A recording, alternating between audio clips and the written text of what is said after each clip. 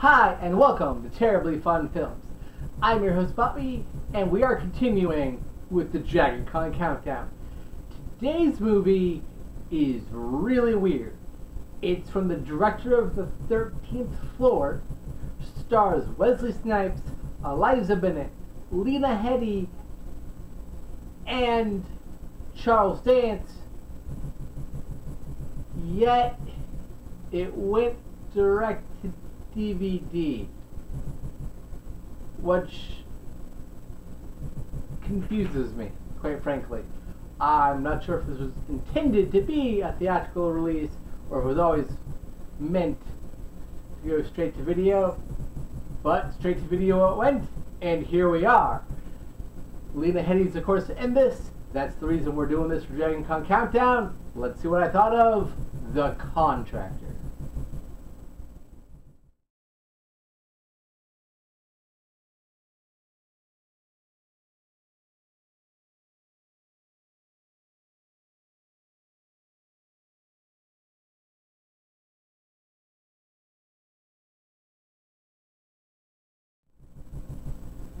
The Contractor stars Wesley Snipes as James Dial, an ex-CIA agent brought in for one last job to get revenge against somebody. He travels to London in order to fill this hit given to him by his bosses. There he meets up with his handler, Terry Winchell. They get all the details. They proceed on the job. They do in fact kill their target, but cops show up instantly and throw everything into disarray. Now Dial is on the run for his life, and he's hiding out in the safe house where he meets Emily, who is a young girl who continually skips school and quickly befriends him, even though he wants nothing to do with it. All the while, the British police are teaming up with the CIA to figure out who specifically did the hit, why, where the person's hiding, that sort of thing. Given what I just said about the plot and how they brought back somebody out of retirement for one last job, it goes wrong. There's a little girl involved. Little girl, she's like, I don't know, 11 to 12-ish in the movie, I guess.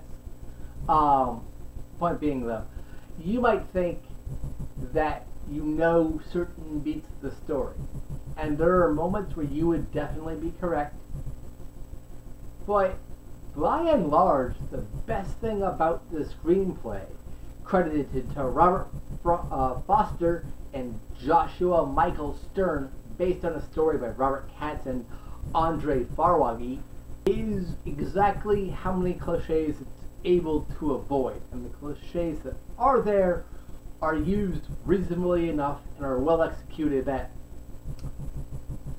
it doesn't really bother you until you start thinking about the movie and replaying the events in your head, if that makes sense. Specifically, we'll discuss the character of Emily Day, played by Eliza Bennett. Oftentimes in movies like this, when there's a young character like that, she'll be put in danger, and somehow she'll do something stupid, and the bad guys will end up kidnapping her, and that's what forces the hero into the third act type deal. It can be used really well, or it can be used really stupidly. But here, they don't use that at all. I would have bet money when I sat down to watch this that that's what the third act would entail. And no, she's a resourceful, smart kid who's dealing with issues of her own, who's smart enough to never get caught, who does end up actually helping our hero in very legitimate, tangible ways. And while the end gets a bit saccharine, they handle her progression very well. The reveal of who actually did what, where, when, how, yada yada. This is an action mystery thriller type thing, so I won't reveal that, but you'll know it. Dramatic irony is used throughout, so the audience is one step ahead of the cops, and the main character Dial at all possible points. So we're interested in seeing how Dial is going to escape the predicament versus not knowing what the predicament is. They handle that fairly well. His reasoning for coming out of retirement is probably the weakest characterization element of the whole movie for any particular character. Years ago, before he retired, he was very close to killing this person, failed, and he could just be about to retire, and this is his last job before that happened, and the plot would play out basically the exact same way. It's weird, and I will say the introduction to the Wesley Snipes character and his CIA handler and all that is very clunky. The first 5 or so minutes of the film are probably the most exposition heavy and the hardest to get into. But other subplots are really, really well done. Lena Headey plays Detective Inspector Annette Ballard. Her commander is played by Charles Dance, and those two characters are father-daughter, with Charles Dance being Lena Headey's dad. And you don't know that for about half the movie. Maybe a little bit less than half. But for a little while, it's just not something that comes up in the conversation when you see the cops operating. And the reveal of that is really well handled.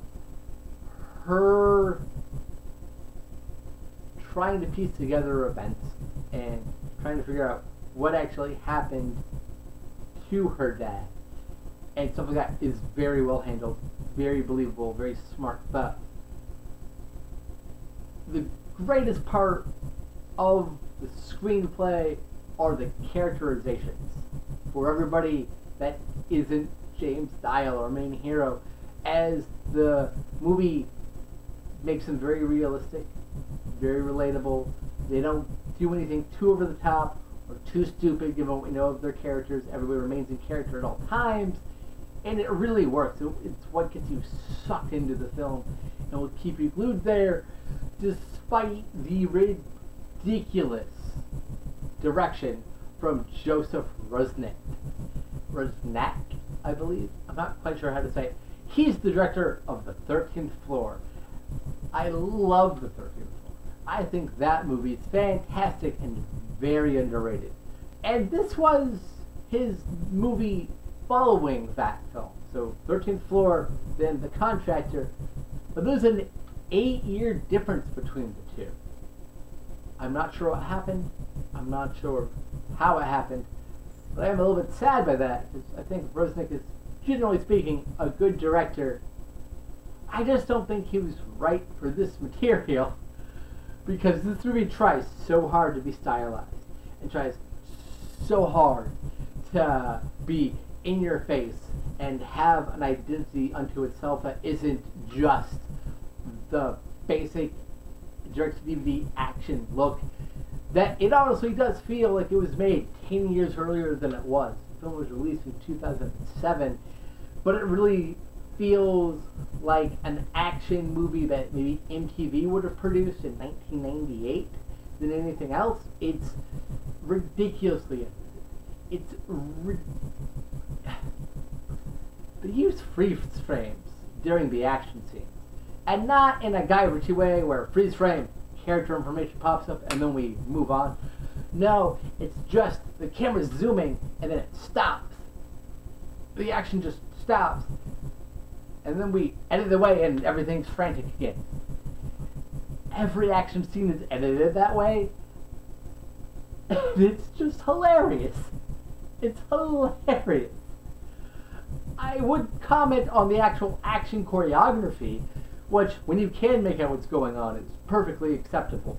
But given this weird freeze frame, frantic editing that they do, and it's not really even shaky cam. It's not shaky cam, which is a whole different subset of editing insanity for action films. It's just bizarre, and it does not fit the tone or the mood of the movie. So whenever an action scene happens, I found myself laughing my ass off because it's so overwrought and trying so hard to be stylish, which is at direct odds with all the things in the script that are grounded and realistic and smart that I just covered. It's hilarious. I don't know if the director felt he had to go this route to show off some style, maybe add some energy, but he didn't need to. Between the acting and the writing, and if he just filmed them competently and edited them competently, people would have been just fine with it. It's so ridiculous, guys. Most humorous part of all that is, as I stated, the difference between the writing and the directing. In all the scenes that are dialogue heavy, non-action oriented, character driven, plot driven moments, the editing's perfectly fine, with a few scenes being standouts. We'll get to those in just a moment. But all the action scenes are so ridiculous that you're gonna laugh. There is one action scene that comes closest to being really stylized and interesting.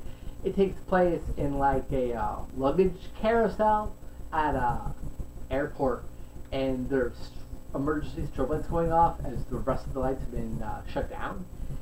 And thanks to that strobe effect, the ridiculous editing isn't quite as noticeable, so it's actually a fairly decent action scene. There are a few unintentionally goofy moments throughout that scene, though. Like when we were watching it, my wife, at one point, where Wesley Snipes just lowers himself down by hanging from a bar on his legs.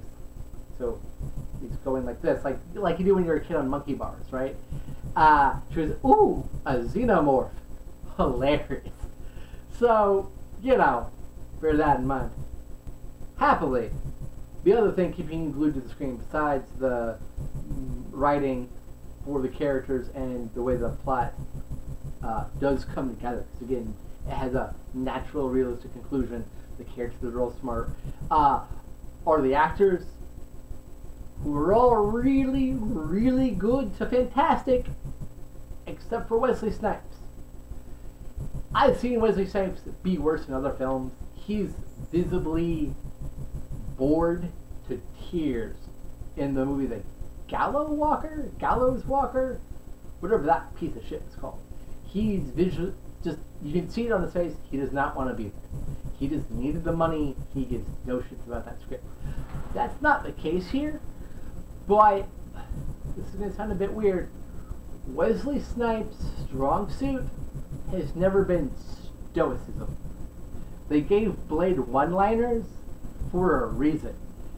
Being a silent type of character, brooding, does not work for him. Does not work for him here either. As the movie progresses and he warms up to certain characters, Emily and Annette specifically, he does get better, but I wouldn't say he's bored like he's in The Gallows Walker, but he's bland, and you could replace him with any other direct-to-DVD action star that's not Scott Adkins of that same time period, 2007, and get roughly the same performance for probably 2/3 of the movie. He's alright. He does very well in the action scenes. Again, we can tell what's going on.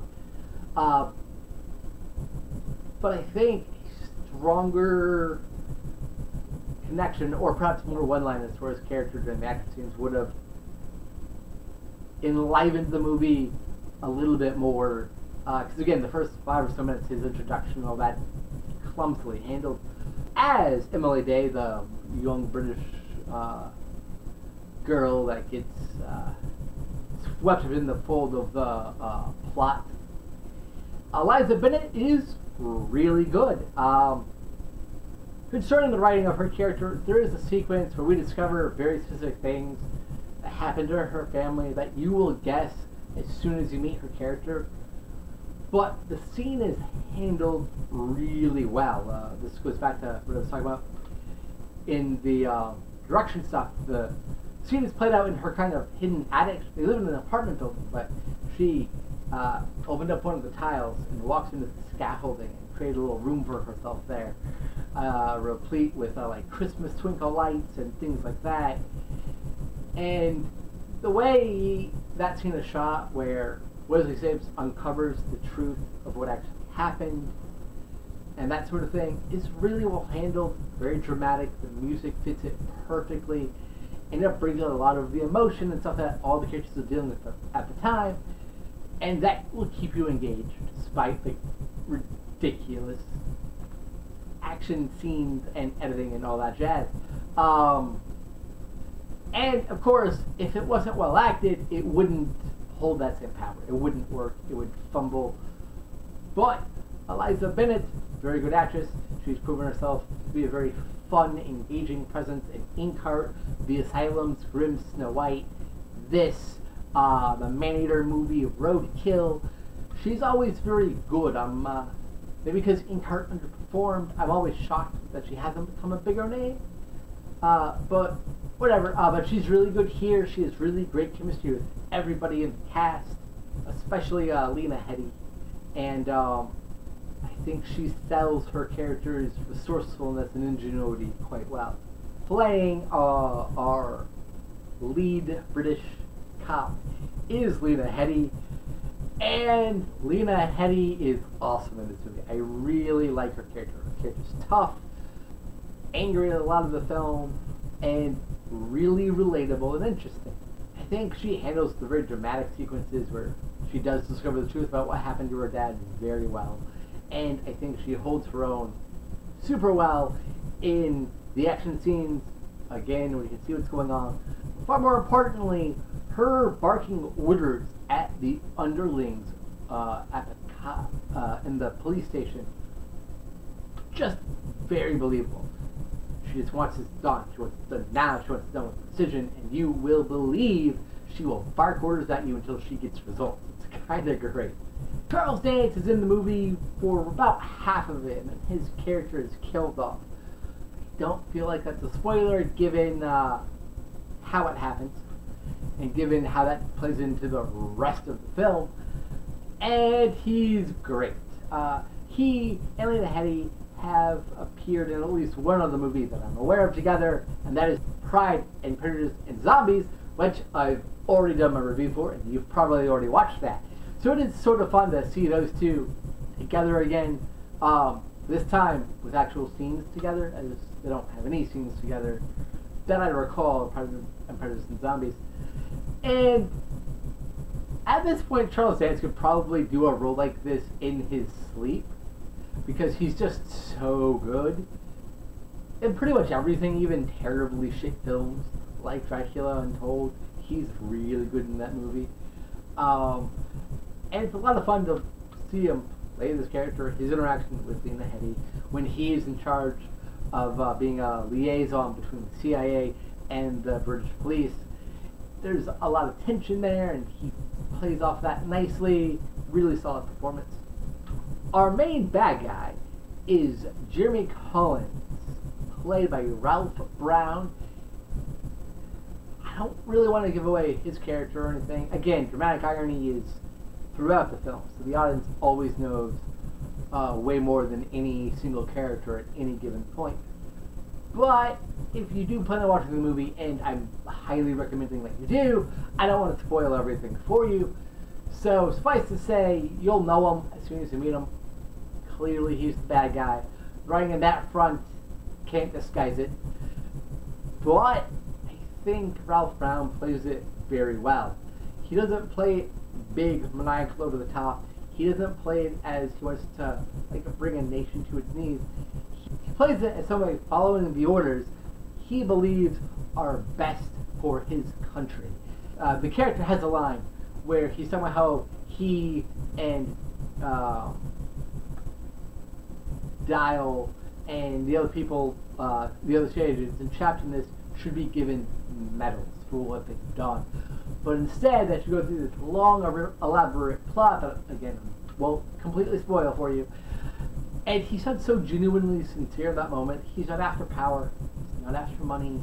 He just believes that this is the right thing to do, and he has the orders to do it, so he does. That makes him a really great bad guy. Oddly topical, given things in the political world right now, and very relatable. I can totally see somebody really believing that this is best for the country, even if it means they might get arrested.